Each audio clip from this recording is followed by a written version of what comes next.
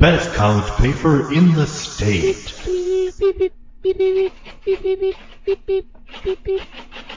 What do you care about? What do you want to know? How are the resident halls at Grandview? According to editor Derek Hart, the Grandview's residence hall was named the best in the region. How do I register for classes?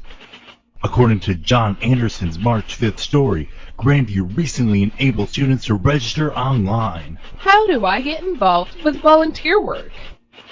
According to an article written by Haley Beeler, Grandview has plenty of volunteer opportunities, including opportunities for credit hours.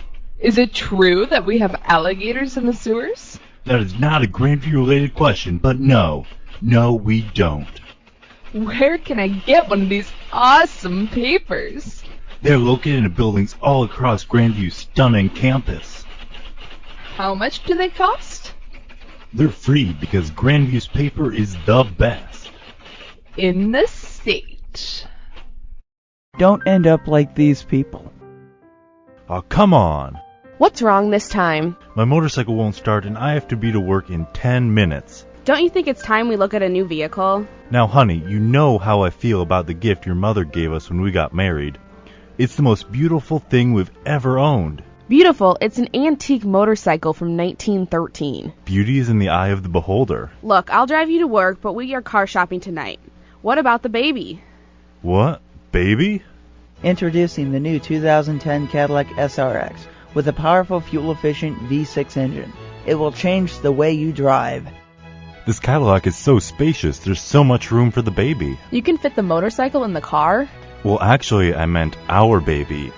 But now that you mention it... The new 2010 Cadillac SRX, the perfect solution to a growing family or that beat-up old motorcycle that he just won't throw away. See your local Cadillac dealer today. You're listening to KDPS with Darin and Nicole. So we have a woman over in Britain who got her butt bitten off by a shark. Wow, that doesn't happen a lot. I don't really think so. Apparently the only reason she survived was because she was punching and just kept punching, and she kicked him in the neck a few times. But she's definitely going to need some serious plastic surgery here. Wow, I mean, still, even if that is bad, that's an awesome story to have. Yeah, you know, I karate fought a shark. And I only lost my butt. Yeah, that's pretty good. So was she in Britain, or where was she at? She's at the Great Barrier Reef, and she said she was only like 200 meters from shore. So wow. she was really close, so that's kind of the scary part there. But she's super excited to have her bottom remodeled. Wow, so, yeah.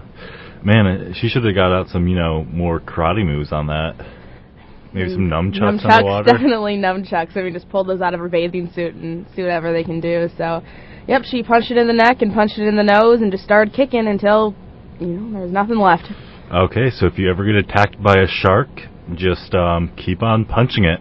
Punching, punching, punching. You're listening to KDPS with Darin and Nicole. KDPS with Darin and Nicole. Now, I found an interesting story. Apparently, the director of the Mint in Chile got fired because he misspelled the country's name on a bunch of coins. How do you misspell your own country's name, especially in the Mint? I mean, if we spelled the United States of America wrong... Yeah, I mean, United States of America has a lot more letters, too. I mean, Chile, that's pretty impressive. 5 letters and you get one of them wrong. That's like an 80% accuracy right there. Was it a misspelling, or did they leave one out, or...? No, it was Chie, so, maybe it's shy now.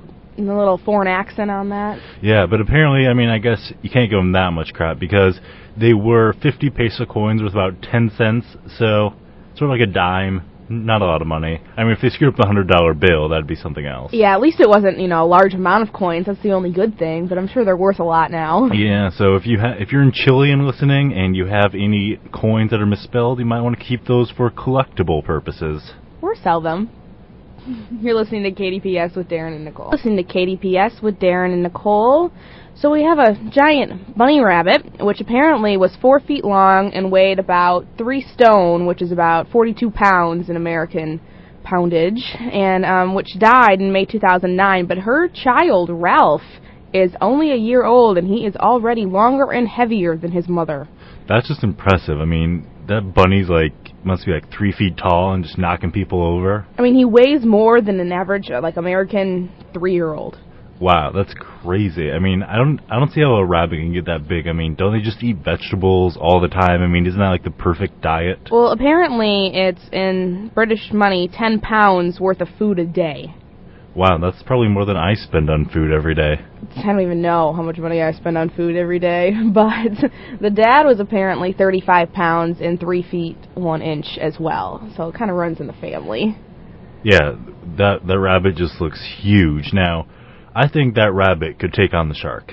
I definitely think the rabbit could take on the shark. I mean, we all know how much rabbits are famous for their punching. Yeah, I mean, that rabbit's huge. If he just kicked that shark one time in the head, no problem. He wouldn't lose his butt. So, next time you're going swimming in Australia, take your giant rabbit with you and you'll be all okay. You're listening to KDPS with Darin and Nicole. Listen to KDPS with Darin and Nicole. Now, coming up pretty soon is going to be Lent, so some British bishops have a list of stuff that you can do to give up. Now, they're saying instead of giving up things like chocolate, you should help out the environment for Lent and give up things like your iPod.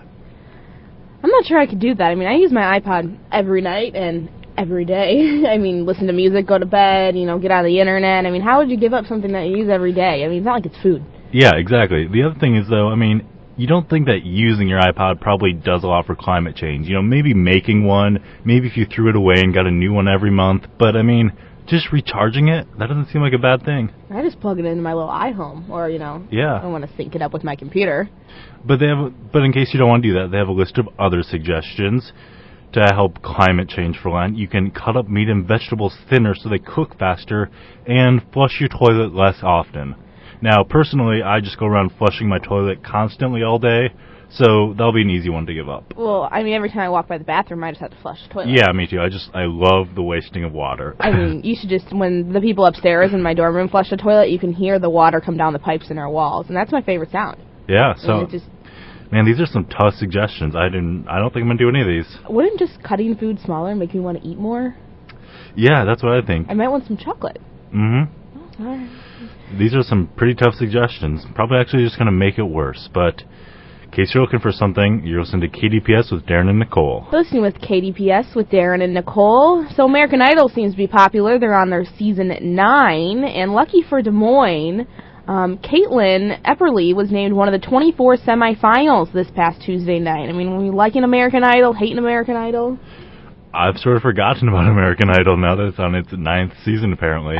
Well, they did fire Paula, so who really, really wants to watch? Yeah, I don't really watch it, but I like watching all the ridiculous clips that end up on YouTube. Definitely. I mean, I like watching kind of the last 2 or 3 episodes to see who's winning, and then definitely the beginning. And, if I get a chance, there's always a rerun of someone who's just singing randomly in something different. Yeah, I mean, it's probably good at the beginning or the end, but the middle, probably not so much. Yeah, I mean, it just kind of gets boring. Who wants to hear Simon complain every Tuesday night? Yeah, pretty good point. So we have Caitlin here from Des Moines, and she's one of the 24 semifinalists, so she'd be someone cool to watch. Maybe she'll make it to those last 2 episodes so I can see her sing. Yeah, that definitely sounds cool. Mm-hmm. So check that out, and you're listening to KDPS with Darin and Nicole. Listening to KDPS with Darin and Nicole. So thinking back to high school, I mean, the great thing about college is we don't have to make up our snow days, but the Des Moines school area has 6 days to make up for snow. Wow, that's a lot of snow days. So what they're doing is starting April 5th, they're going to begin school 10 minutes earlier to start making up for these days, and then ending 10 minutes later. Ouch, that is terrible. If I was in high school, I would not be happy with that. I mean, I just would be so mad. I mean, 10 minutes, we had to be at school at 7:50. Whoa. In high school. So, I mean, it's now 7:40, and instead of staying at 3:05, we were there until 3:15, which would make us late for practice. Now, I think I have a solution to this, and it'll save a lot of time. They probably have a period of PE, which takes, half an hour to 40 minutes, right? Probably. So, they give them probably like 4 minutes to get to class in between, walking in the halls. Mm-hmm. How about you cut that down to 1 minute, then they run to class, which saves time because they're saving like half an hour, which cuts off the 10 minutes, plus you don't have to have PE now because they're running to every class, like sprinting, and then you get out half an hour early.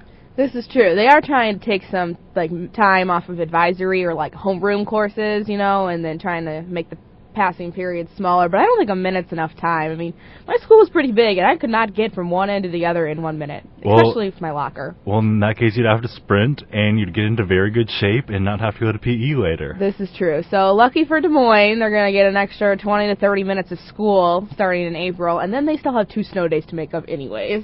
Wow, that is some tough stuff. You're listening to KDPS with Darin and Nicole. To KDPS, Darin and Nicole. Now, a bank in Marion, Iowa has been robbed twice in the past 10 months.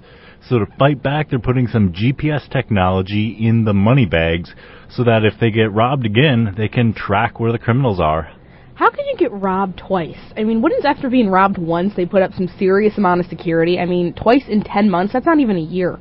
Yeah, that is pretty impressive for a small town, but it sounds pretty cool. I mean, I can just see, like, all CSI style, like, the cops are, like, following this little blinking dot around the map, and they're, like, chasing him down. I hope they could get him kind of fast. I mean, I wonder how much money they're taking. It's not really saying, but how do you, like, GPS running around with a little bag of money? I mean, you would think. Maybe it's the same person. Yeah, maybe if you rob a bank, that you shouldn't keep it in the bank's money bag. That might be a little bit suspicious. I think so. I mean, how do you put GPS in a dollar bill?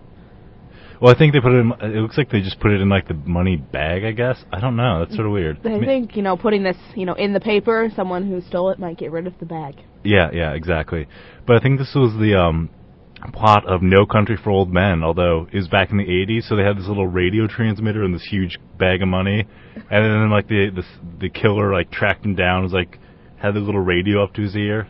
So, not exactly a new idea, but hopefully it helps. Well, I'm sure they can get some help from Hollywood there. Yeah, so you're listening to KDPS with Darin and Nicole. KDPS with Darin and Nicole. Now, speaking of bank robbers, a 73-year-old man in Tampa has been arrested after robbing 3 separate banks for $600 each. So this guy has robbed 3 banks, and he wasn't stopped until after the 3rd bank. I mean, he's 76 years old. Don't you think, he runs kind of slow? Yeah, and he didn't have a gun. Unarmed, and apparently he didn't even wear a mask or anything according to the security camera. Just like him in a Tampa hat robbing a bank. How do you rob a bank without a gun? Was there another weapon? Well, apparently they say it's bank policy not to, like, fight back in case he did have a gun. But I mean, couldn't you just, like, follow him outside and just sort of, like, see which direction he's walking or taking the little rascal in? They would take his cane away from him? I mean... Yeah, that's impressive, though. Although apparently he called it a repayable loan, the taking of the money. He was just, trying to give himself a loan. I think that they would approve a loan. I mean, he has a house. I mean, I know it's mortgage, but a loan would be approved for a 76-year-old man as long as he hasn't robbed any banks. Yeah, exactly. But yeah, so a repayable loan, not exactly.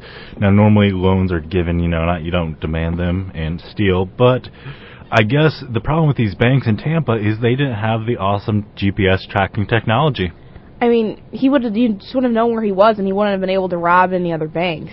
I mean, one down, they don't even need to worry about it. So I guess if you're 76 years old and you need a mortgage payment, I wonder where. Yeah, I wonder where the GPS would have said he was hanging out at. I mean, like the retirement home, like the police squad cars pull up and they try to find him there. Golf course, definitely golf course. Yeah. In a cart, probably riding around in circles, doing donuts. Exactly. So. Maybe some banks in Tampa need to get some GPS to prevent from very old bank robbers. You're listening to KDPS with Darin and Nicole.